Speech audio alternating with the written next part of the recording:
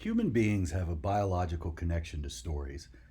When we read or hear a story, the same areas of our brains become active as they would if we were experiencing the event firsthand. One way to see this process at work is to notice the subtleties of our own reactions to plot. A plot is the structure of the action in a story. As humans, we take a certain pleasure in traveling through a plot arc, especially when we feel the release of dramatic tension during the story's resolution, sometimes called a denouement, which is French for unknotting. Showing you this video loop of a truck bearing down on a pylon but never connecting with it, I'm robbing you of a resolution.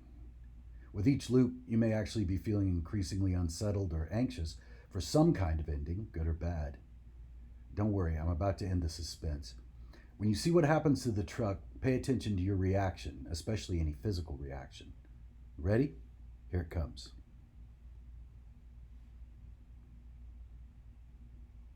Ah, that's better. I feel relieved. For better or worse, I have my resolution.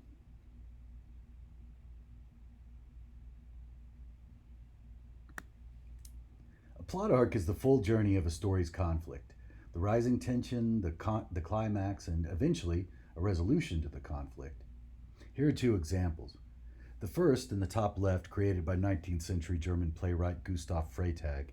Freytag's pyramid outlines 7 key steps in successful storytelling: exposition, inciting incident, rising action, climax, falling action, resolution, and denouement. You and I might relate more to the plot diagram in the lower right, where the climax and resolution come a little closer to the story's end. This plot arc more accurately represents movies and TV shows that most of us watch today.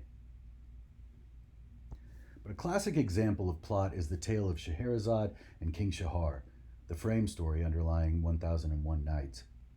In the story, King Shahar has been betrayed by his first wife and has, consequently, cut off her head. To avoid further betrayals, the king vows to take a new virgin wife each night and behead her at sunrise before she has a chance to be treacherous. Shahirazad is one of these unfortunate wives. She outsmarts the king, however, by telling stories each night that climax just as the sun is rising, forcing the king to keep her alive day after day to hear each story's conclusion. Shahirazad knows the power of plot.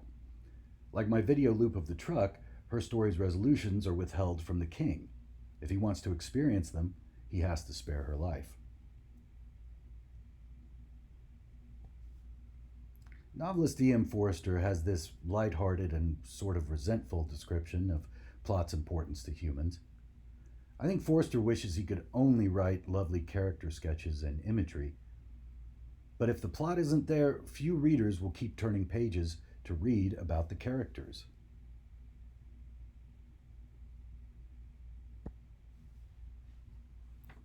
A great example of a traditional plot arc that most of us are familiar with is Charles Dickens' A Christmas Carol. Scrooge's story begins with exposition showing him as a miserly protagonist.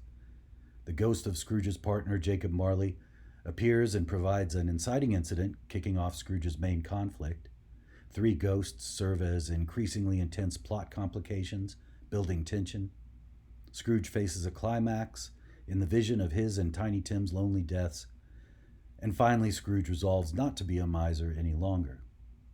If a plot is an interesting one, the protagonist must always transform by traveling through it. He or she can't simply go back to the beginning and be the exact same character. You've probably heard of the 4 traditional types of literary conflicts before.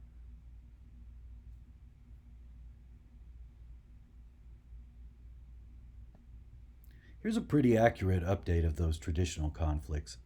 Every story is different from another in their details, of course, but it's important to notice how similar in their plots successful stories are too.